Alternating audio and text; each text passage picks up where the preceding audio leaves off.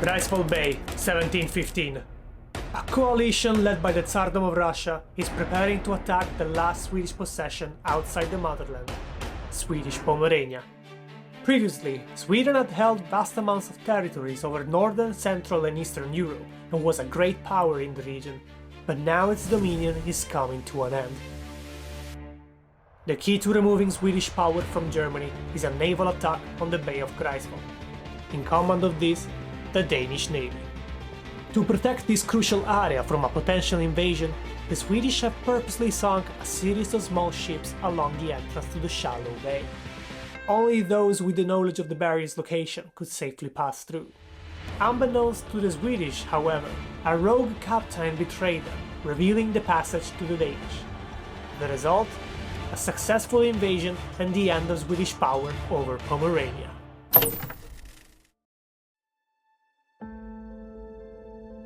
Destruction in the past often becomes a source of invaluable information for archaeologists.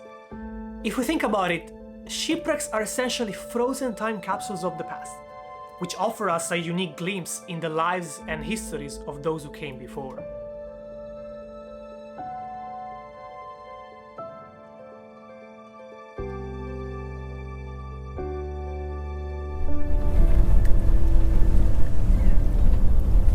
The Greifswald Bay itself has been important for many centuries, so it is probably littered with archaeological evidences from the prehistoric times up until the Second World War. The research underwater has been very limited. It was only after the reunification of Germany in 1990 that diving became more common in Greifswald Bay, and there it was discovered the vast amounts of archaeological material.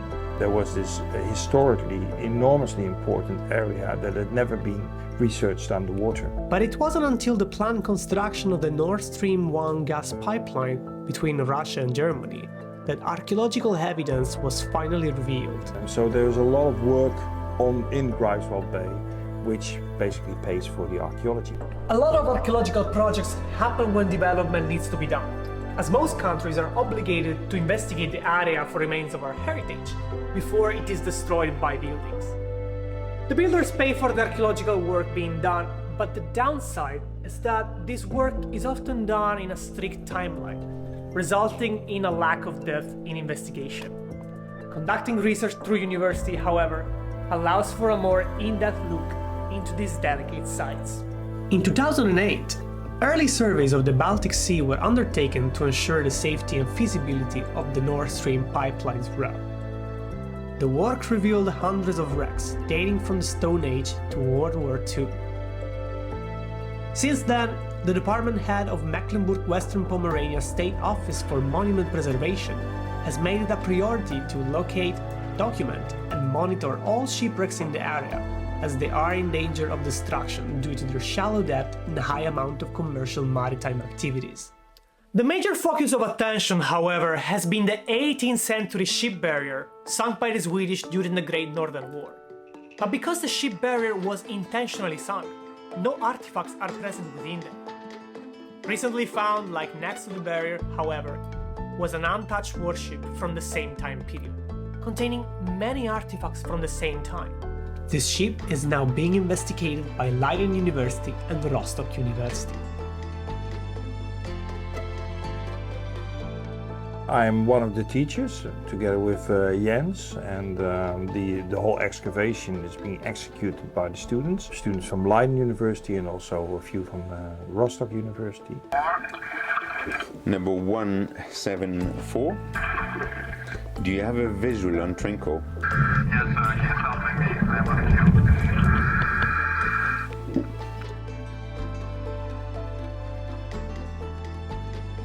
to A few years ago, we started talking about underwater archaeology and what was still lacking in the teaching, because I was already teaching here at the University of Leiden. I said, well, the practical part is still missing. It's difficult to arrange that in the Netherlands. And so we developed a field work. So we decided to dive 1 week in Greifswald Bay, because this is a field school, so we need to teach students more than only the archaeology, but also how to work underwater. So we did that, and in the end we ended up on a warship that was not investigated.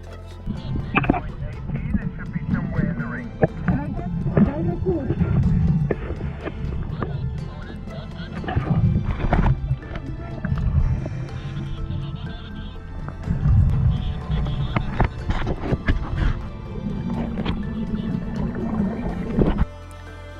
ship, however, is a mystery.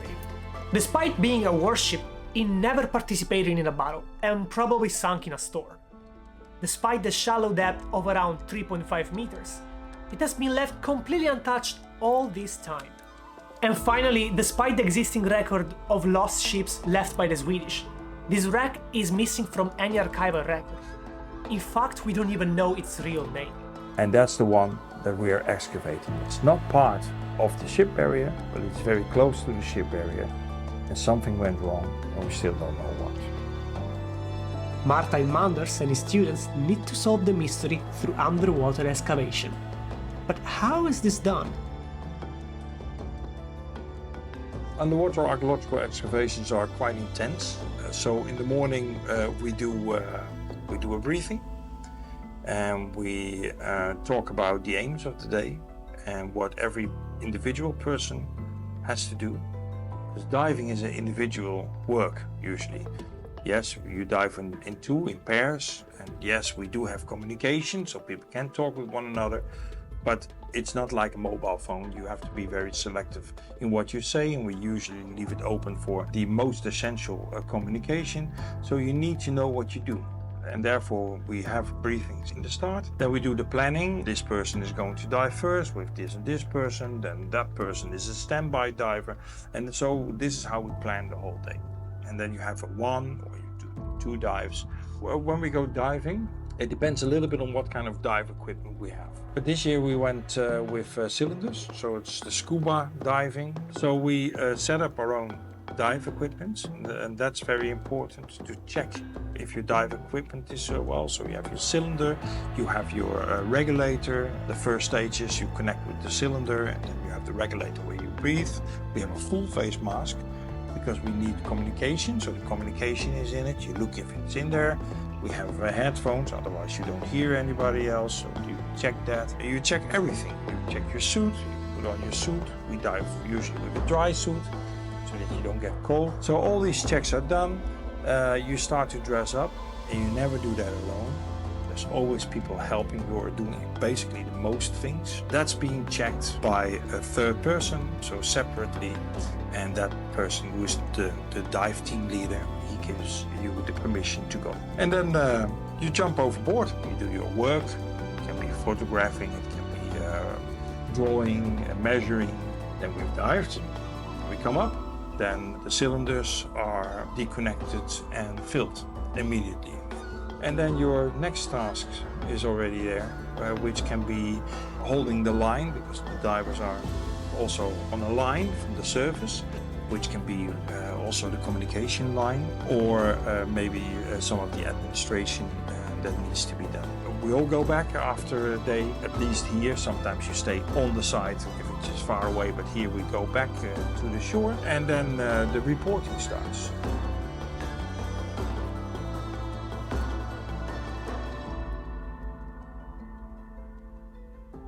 Because of the fact that everything is individual in a sense, you need to transfer all your information to the others every day. So we do a debriefing, you talk quickly on what you've done, then you make your report, and in your report you draw.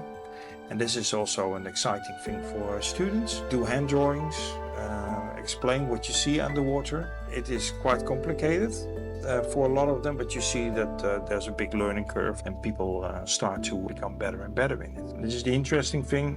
We're getting into the digital techniques a lot. We do that underwater. We work with photogrammetry, 3D photogrammetry, but still you have to observe yourself. You have to see things. You have to, by drawing, understand how the complex construction of shipwrecks, how it's done, because only then you understand how it's being built.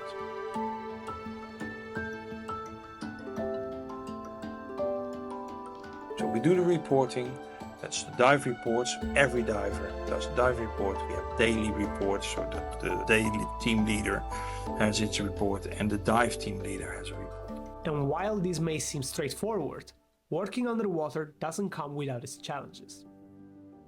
First off, underwater excavations can be quite expensive. Dive equipment is not only expensive, but needs to be properly checked and fitted. You might also need a ship, which quickly adds up in costs. Furthermore, because you have limited amount of air, you can only be underwater for a short amount of time. You therefore should not only be sensitive about time, but might also require a large amount of personnel to get even the most minimal work done. Then you have the visibility. In some areas like in Greifswald, you might only be able to see at most 30 centimeters in front of you, making it challenging to work and orient yourself. Moreover, you also have a mobile seabed, meaning that after you have excavated a trench, it could easily be filled up again the next day, meaning you would have to re-excavate it. Then, because of the large amounts of personnel working on board and with everyone having to write their own dive reports, you can end up with thousands of reports. To give you an example, our excavation on the Shurek SO1 ship, we had more than 4,000 dive reports. And you will need each one of them to make sense of the data you've collected. And sometimes these reports can be unclear or have horrible handwriting. With handwriting, which is completely different, with some very artistic drawings and sometimes horrible drawings where you couldn't make any sense out of, with cryptical descriptions. Finally, processing the artifacts found underwater is also a challenge. Because they have been underwater for hundreds of years, they are quite vulnerable. Artifacts need to be kept in water when they are brought to the lab, where they are then tagged, measured and registered. They have to be kept wet at all times. Only once they are brought to a professional conservator who will dry them under a controlled manner can they be left in air safely. So far, the excavation has revealed a wealth of information. First of all, there's a lot of shipwreck material still there from the construction. And we have been excavating a trench, so it's a smaller area through the bow. So we have been looking at the construction of the ship. We have no conclusion there yet because we have done the field work. We need to go back with the materials and look at it. But what is also very interesting is that there's a lot of material from the ship. So anchors, cannons, but also rope. Blocks for the rigging. We have bricks from the galley area. There is big pots that were used in the galley, the kitchen area of the ship that we still didn't excavate. So we also need to excavate that in the later stage. Sometimes we don't have to excavate a wreck right away, and we can just leave it on the seafloor until it's interesting or necessary to excavate it. However, this exposes the site to a number of risks. Sites are always degrading. Greifswald Bay is very shallow. If there is any wave action due to wind, let's say storms, this affects also the seabed. So that means that everything which is on the seabed might move or gets the damage. Then we have the climate change. First of all, we have water temperature. The area becomes different and there might be some biological changes. Algae, fungi that are going to be active bacteria. The sea level is rising, which may have an effect on also the currents and the erosion. And it may have a change in the end in the salinity of the water. But when there's too much salt in the water, the Terreno navalis or the shipworm will be introduced in the area. And then suddenly, very quickly, all these very nice, well-preserved shipwrecks will be gone in a few years. Some people know that the site is there. Some people may also know that there's some nice finds to be found. So there's souvenir hunters. Germany has a law for heritage protection like we have in the Netherlands. You can look at it from two sides. You can say, okay, well, this law enforcement by the government needs to be better and better and stronger to protect underwater sites. But changing the mentality of the people is very important because in the end, that's what really protects underwater cultural heritage. People can only care when they know.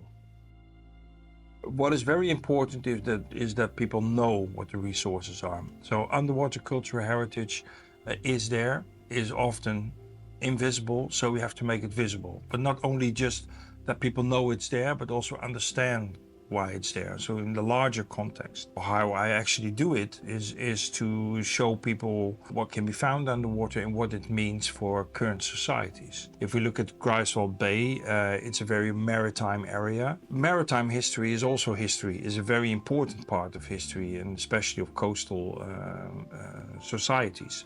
Then underwater cultural heritage is extremely important for the history and for the understanding of history. And ignoring this enormously rich resource of information is actually like having maybe 1/3 of the big picture. So really you have to use underwater cultural heritage as the source, but still it is often not used, and this is why it's important that we have it here at the University of Leiden and that a lot of students use it as part of their education to understand more about cultural heritage.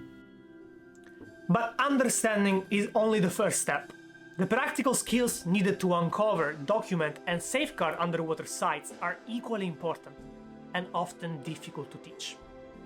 Because that's the most important thing, that if you want to become an underwater archaeologist, you need to do practice. And it's not that easy to do practical activities. It's not like terrestrial archaeology where there's loads of field works. This is where the Bay of Greifswald becomes more than just a place of preservation. It's a rare and invaluable training ground. The students take up the diving coordination and the day leadership. Surface to diver 1. How much air do you have left? Here, future archaeologists can gain a hands-on experience, preparing them to continue the work of uncovering and protecting our underwater heritage for years to come. There is a lot of work to be done for the next coming years, and this is what we're going to do, but with the primary aim to train students to become underwater archaeologists.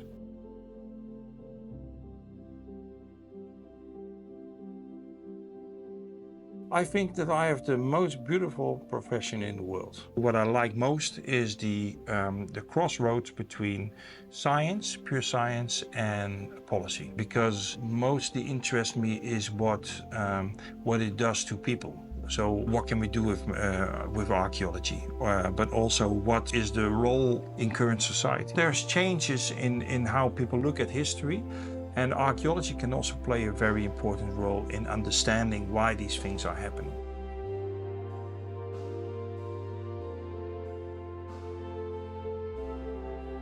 It's all about understanding where we come from. The history is not only found in written sources, it's also found in iconography, but especially found in the soil, underwater, as archaeological sites. And those are often the very interesting ones. They don't lie. When we start investigate the archaeological resource and we do it critically, we'll find the other side of the coins. We find also that the side of the coin that we've always been looking at that is not completely correct. And this is actually also the only way on how to change our narratives of who we are.